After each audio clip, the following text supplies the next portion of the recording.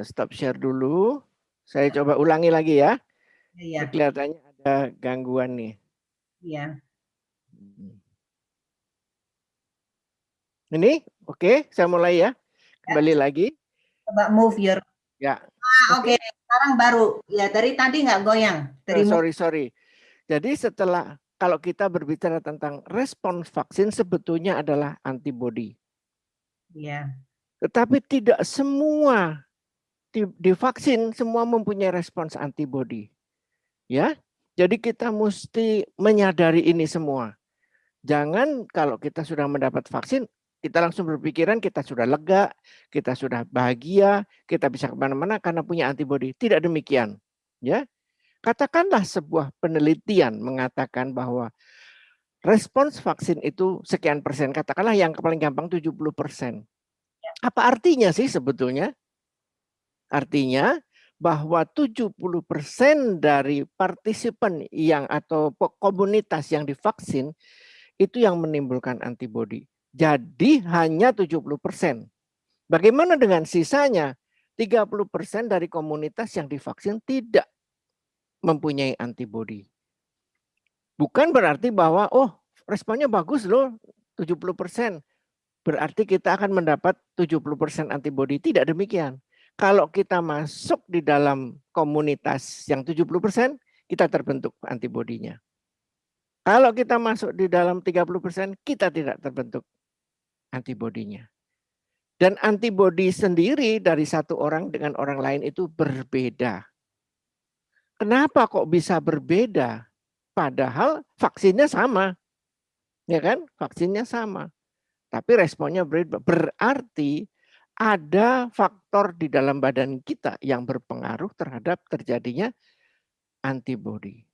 Jadi saya ingin mengingatkan kepada teman-teman sekalian bahwa vaksin tidak sama dengan antibodi. Artinya kalau kita sudah diberikan vaksin tidak berarti bahwa kita pasti kebal.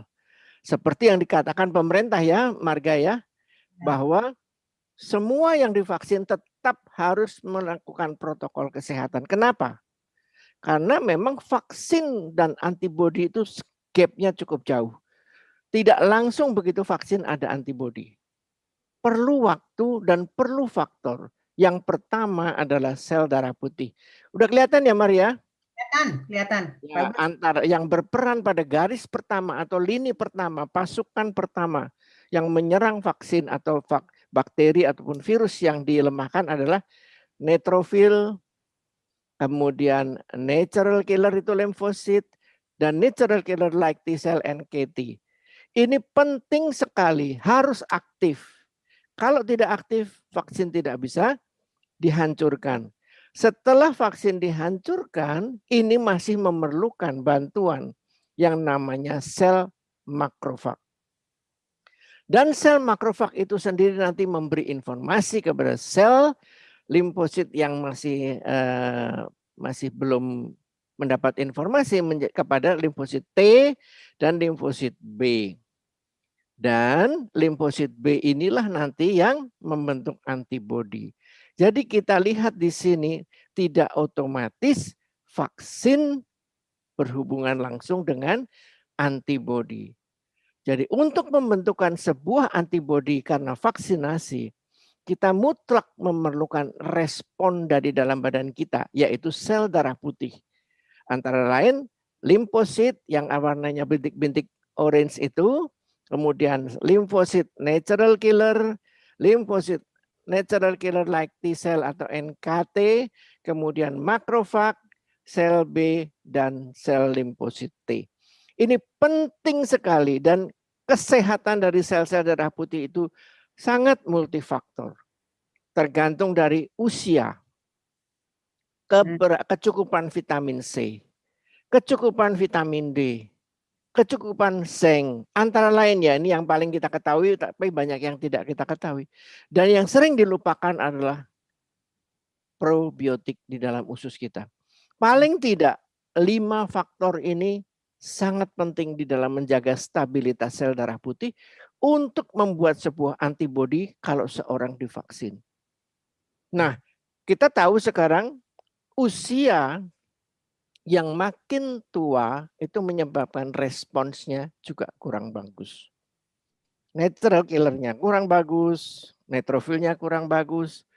Kita misalnya nenek-nenek kita dulu pada waktu beberapa puluh tahun yang lalu, pada saat dia menderita radang paru-paru, pada umumnya demamnya tidak terlalu tinggi dan sel leukositnya tidak naik. Karena apa? Memang respon imunnya tidak baik.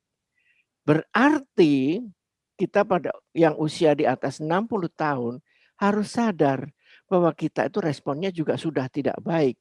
Apalagi kurang probiotik, kurang vitamin C, kurang vitamin D, kurang zinc.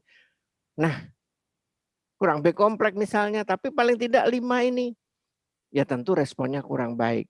Makanya tadi teman saya yang seumur dengan kita mengatakan bahwa saya sudah divaksin loh, tapi nggak ada antibodinya. Karena dia mengukur.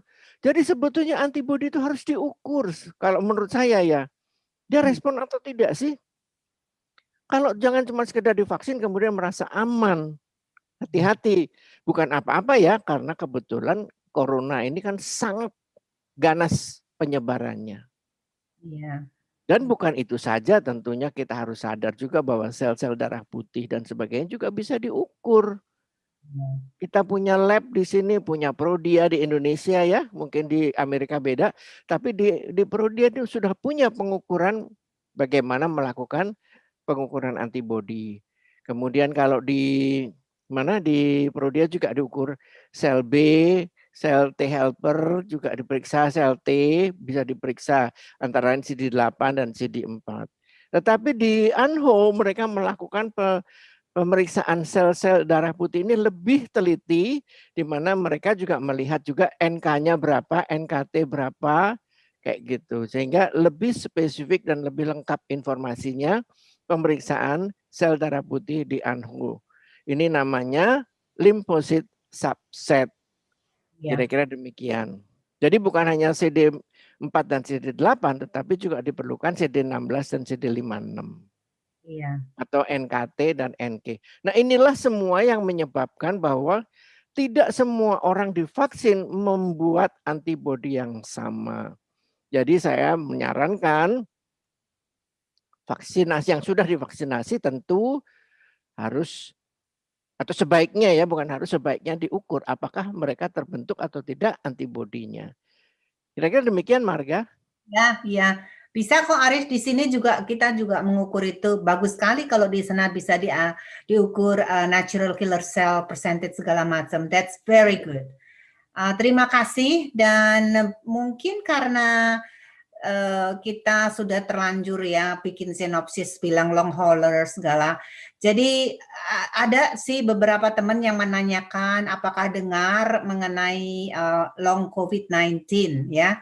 Kalau di sini memang ada isu-isu begitu karena kan sudah lama ya, ini sudah setahun lebih, banyak orang yang symptoms-nya lingering, jadi terus ada sampai kira-kira 6 bulan lebih. Nah, ini yang disebut long COVID-19. Cuman saya merasa dan saya memperhatikan dan saya melihat sendiri kalau pasien-pasien yang positif PCR dengan tadi yang Dr. Aris sudah tayangkan itu ada mengenai usia, mengenai zinc, mengenai D3, mengenai vitamin C, itu semua kalau pasien saya sih sebagai health support mereka supaya mereka healthy. Dan saya perhatikan kalau PCR positif saya double aja the dosage, masuk ke therapeutic dose instead of maintenance dose. Kebanyakan saya selama ini ya pasien yang aktif saya kira-kira 500-600 ya, tapi yang nggak semua kena COVID of course, tapi yang kena COVID misalnya dari luar, kita nggak masukin ke klinik, tapi dengan long distance phone call kita kasih instruksi lah mesti bagaimana. Jarang loh yang kena long haul COVID-19, mungkin ada 1 atau 2 yang kira-kira itu long haulers atau long COVID-19. Bagaimana kalau di Indonesia? Iya Marga, itu saya juga tertarik. Jadi tadinya saya mau nanya ke Dokter Marga tentang efek dari COVID yang berkepanjangan ya. Ya, memang kayaknya sih ada tapi saya tidak memperhatikan. Tapi setelah Dokter Marga mengatakan demikian, bahwa dengan pemberian vitamin C, vitamin D dan sebagainya itu menjadi lebih bagus. Ya, kita bersyukur juga loh. Saya barusan mendapatkan sebuah buku elektronik. Kemarin barusan tanpa sengaja, Dr. Henny itu memberikan saya tulisan tentang bagaimana secara cepat mengatasi gangguan virus corona, termasuk mungkin yang disebut long hauler, yaitu Dr. Thomas Levy. Itu Oh, orang Amerika terkenal sekali, itu salah satu menurut saya ya, itu yang mendorong saya untuk berubah. Dan itu salah satu yang menyebutkan tentang vitamin C, dan ada dokter siapa lagi ya itu ya dari penelitian di Israel menunjukkan bahwa vitamin D sangat bagus untuk membantu penyembuhan dan terutama memang pencegahan. yes. Betul. Jadi banyak sih tidak perlu positif dari COVID-19. We've been doing this for 30 some years. High dose vitamin C, you know, it's very beneficial untuk semua inflammation or even Ya, infection. betul, betul Ya. sekali, setuju. Nah, begini, Dr. Aris, bagaimana kabarnya vaksin? Karena ini kan kita update COVID dan vaksin ya. Ya. Bagaimana kabarnya vaksin di Indonesia? Atau banyak yang menanyakan nih vaksin mana yang paling efektif? Kalau di Amerika cuma ada 2, Pfizer sama Moderna selama ini. Cuma yang di approve for emergency use ya, itu ada lagi Johnson & Johnson atau namanya Janssen dan AstraZeneca. Cuman belum beredar. Itu mungkin kira-kira at the end of the month or maybe next month. Kalau di Indonesia bagaimana? Ya, Dr. Marga, sebetulnya kalau kita lihat mana yang lebih efektif, kan namanya juga baru ya. Ini vaksin juga baru dibikin. Jadi untuk melihat efektivitas itu tentu kita tidak bisa melihat jangka pendek ini. Tapi masalahnya di Indonesia kan tersedia satu jenis vaksin Sinovac. Dan menurut penelitian atau kabar dari secara medical bahwa Sinovac itu cukup aman dan bisa diberikan pada orang tua. Makanya Sinovac aja yang ada dipakai aja lah sebetulnya. Kalau menurut saya, hanya kita harus sadar. Saya sendiri mempunyai sedikit perbedaan pandangan ya. Kalau saya lebih mengutamakan vaksin pada orang muda. Kalau ditujukan untuk herd immunity. Karena kenapa? Karena tidak terbentuk vaksin dengan baik, tidak terbentuk antibodi dengan baik pada orang tua kan. Ya orang tua dia tinggal di rumah. Yang keluyuran anak muda yang bawa virus. Jadi menurut saya kenapa tidak yang muda-muda aja itu yang nggak bisa diatur, dikasih vaksin. Gitu kan? Ya, Jadi dia kalau toh dia kena infeksi virusnya dia bisa musnahkan kan? ya. Tetapi juga kita harus sadar kamu divaksin sekarang, bukan besok udah kebal. Kita Bukan. masih nunggu 1-2 bulan lagi dicek timbul enggak, kan gitu. Ini pandangan yang berbeda bukan berarti melawan ketentuan pemerintah, tidak. Saya hanya mempunyai pemikiran berbeda. Tapi ingat kita sebagai orang tua kalau sudah divaksin jangan merasa merdeka. Kita sudah tua. Kita maksudnya saya Dokter Marga dan teman-teman yang divaksin itu sudah di atas 60. Walaupun nggak boleh bilang tua tapi kita harus sadar sudah proses menua. Jadi respon imun kita juga tidak seperti orang yang di bawah 30 tahun. Kan gitu ya Dokter Marga ya? Nah, sampai kaget. Yang tua nih, nengok-nengok kok nggak ada. Oke. Jadi terima kasih dan ya mungkin ini karena kaget ya pandemik. Jadi orang harus make decision, including the government, they have to make decision what to do first gitu. Jadi kalau di Amerika kita sudah mulai membicarakan opening of the school and vaccinate the teachers yang mestinya ya pasti teachers itu 30 ke atas ya mungkin umur 55 biasanya pensiun atau 60 pensiun. Tapi kalau vaccination when the school is open, sekolahan dibuka, sekarang ini mereka lagi membicarakan untuk vaccinate, untuk memberi vaksin ke anak-anak muda. Maksudnya anak-anak loh. Jadi umur 8 sampai umur 18 itu juga harus divaksin. Jadi mungkin negara lain juga mungkin pasti nantinya juga begitu ya, saya rasa. Ya, harusnya demikian. Karena yang liar itu kan anak-anak muda. Yang aktif. Pokoknya kita hati-hati nih Aris. Terus bagaimana kalau kita membicarakan mengenai ini ya.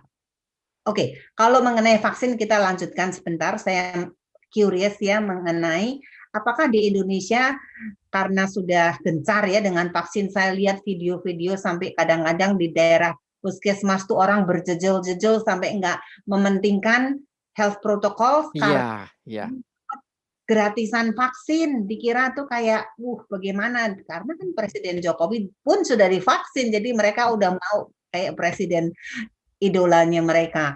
Nah ini apakah semua orang harus dan boleh divaksin di Indonesia? Coba Aris Dr. Aris share sama kita. Ya, terima kasih Dr. Marga. Pertama-tama, seringkali orang melupakan bahwa pertama proses vaksinasi itu perlu waktu. Kita tetap menjaga protokol kesehatan, jaga jarak, kemudian pakai masker, sering cuci tangan. Walaupun antri vaksin kita belum vaksin, kita juga belum tentu respon bagus imunnya. Kenapa sih, Mbok ya jangan gerombol-gerombol gitu. Ya kan setahu saya itu puskesmas memberikan jadwal secara teratur. Mereka memberikan respon melalui HP. Boleh daftar, mereka mendaftar kemudian diberi jadwal. Oke lah Mbok ya jangan untel-untelan gitu loh, jangan bergerombol kayak gitu loh. Itu menurut saya tetaplah ya jaga gitu, jaga protokol kesehatan. Wong belum pernah belum pernah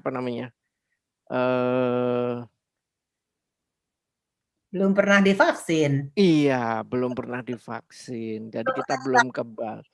Ya, udah divaksin aja belum tentu berhasil, ya kan? Kira-kira gitu. Kalau menurut saya oke lah. Jadwalkan vaksinasi keduanya kapan di Indonesia? Ada, sudah ada di HP masing-masing diberitahu. Oh, bagus sekali ya. Ini juga mudah sekali. Kita pergi saja ke City punya website, and then tanya bagaimana saya mau divaksin gitu, ada itu jawab itu. Mereka bisa pergi ke beberapa distribusi center, malah di sini seperti CVS tuh mungkin di sana apa ya namanya Century 21 ya kalau nggak salah ya. Oh ya, tapi kita langsung ke ada apa namanya webnya. Kita ada web, kita bisa ngisi itu ke puskesmas ada secara apa namanya virtual ya. Itu apa sih namanya internet ya? Ya. Ya kayak gitu. Nah kemudian apakah semua orang boleh divaksin? Ya sebetulnya idealnya semua orang boleh divaksin kan begitu. Tapi masalahnya kita harus meneliti dulu dengan baik. Ya sebaiknya kalau orang punya gula darah yang tidak terkontrol, tensi tidak terkontrol, punya autoimun, ya, punya gangguan jantung, ya jangan dululah divaksin ya. Dan itu juga ketentuan dari pemerintah dan ketentuan dari perkumpulan-perkumpulan kedokteran seperti Perkumpulan Ahli Penyakit Dalam Indonesia dan Perkumpulan Dokter Indonesia. Mereka memberikan arahan ya yang begini jangan dululah gitu. Oke, jadi mereka tidak perlu ke dokter primary care mereka untuk menanyakan apakah mereka boleh divaksin? Ya, ada yang nggak ngerti, mereka tanya. Karena di tempat kita vaksinasi itu ada tim screening. Mereka menanyakan udah pernah COVID belum, kemudian udah punya penyakit tekanan darah tinggi enggak, dan mereka ditensi, diukur gula darahnya. Jadi cukup bagus sebetulnya pemerintah kita. Jadi itu apakah itu jawabannya pemeriksaan penyaringan sebelum vaksinasi atau pemeriksaan? yang dipakai untuk mengetahui respon dari vaksinasi itu yang di Indonesia? Ya, jadi sebetulnya kalau yang dipakai itu sekarang seperti di puskesmas dan sebagainya itu sebetulnya masih pemeriksaan penyaring yang umum. Jadi misalnya ditanya, jadi seperti apa namanya tuh namanya? Yang ditanya-tanya itu apa namanya? Questionnaires. Kuesioner ya, kuesioner. Nah, tetapi ada juga laboratorium Perodia yang menyiapkan pemeriksaan pra-vaksin. Ada yang dasar, ada yang medium, dan ada yang lengkap. Itu misalnya CBC begitu. Pemeriksaan, ya, pemeriksaan sel darah putih, kemudian pemeriksaan apa Komprehensif. namanya tadi, imunoglobulin E, kemudian pemeriksaan pemeriksaan profile dan sebagainya. Kalau orang udah curiga ada autoimun, dia mau coba cek, silahkan. Jadi itu ada 3 pemeriksaan yang mulai dasar, menengah, dan yang lengkap. Kira-kira demikian. Ya, Jadi ya tentu itu perlu uang. Tetapi paling tidak jangan bohong dengan petugas puskesmas karena pengen divaksin. Ya, gratis. kita nanti juga selanjutnya gratis juga, tetap gratis kelihatannya ya. Ya. Takut kehabisan. Bukan, dia cuman tujuannya apa? Punya sertifikat dan dia bisa pergi kemana-mana. Itu yang sangat berbahaya. Iya, Karena bahaya. ya masalahnya virus itu kan tidak melihat orang itu bawa sertifikat apa enggak. Bener, nggak mungkin.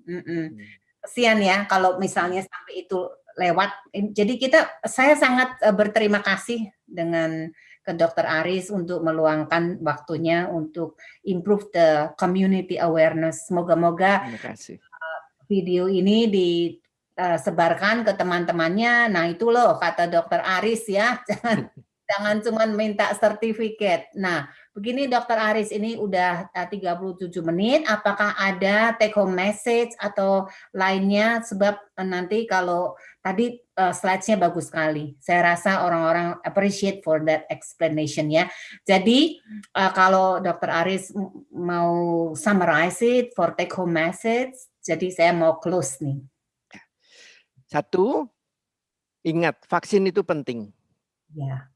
Tetapi tidak mempunyai respon yang sama.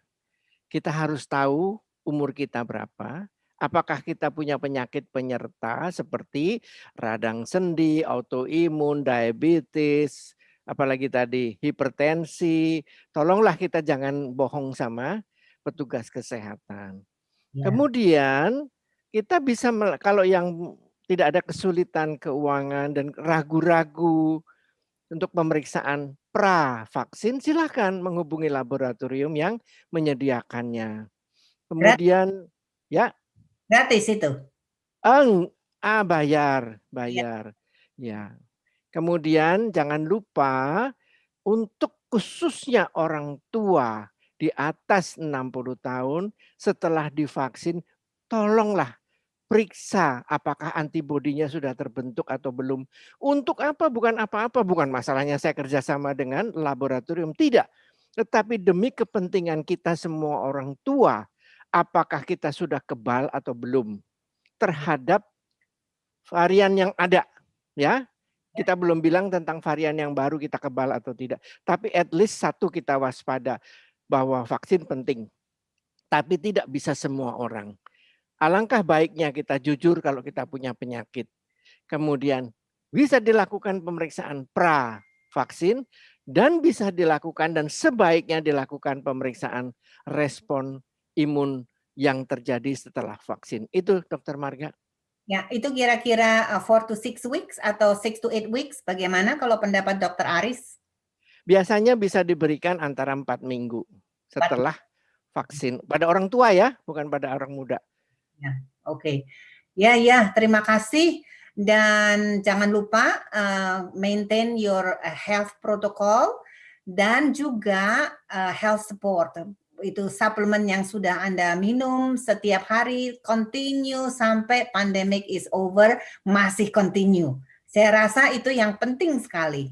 Dan untuk mengenai varian atau segala macam, kita kan tidak ada waktu kali ini, kita berikan ke yang bulan depan, kita kembali lagi, cuman di bulan depan kita kembalinya April minggu kedua daripada bukan minggu pertama. Saya mau mengucapkan terima kasih untuk semua yang mendengarkan ini, dan saya Dr. Maria Sulindro, spesialis integrative anti-aging medicine di Pasadena, California. Dan tamu saya yang paling baik dan paling pinter ini Dr. Aris Budi, praktek di Klinik Anho Arya Duta, Semanggi, Jalan Garbi Sundalam, nomor 8, Jakarta Pusat, Indonesia. Kalau Anda suka mengenai mengenai integrative medicine atau channel ini, berilah tanda jempol yang jangan kebalik ke atas, subscribe dan share dengan teman-teman. Terima kasih, sampai ketemu lagi. Terima kasih Dr. Aris. Salam kesehatan untuk kita semua. Terima kasih.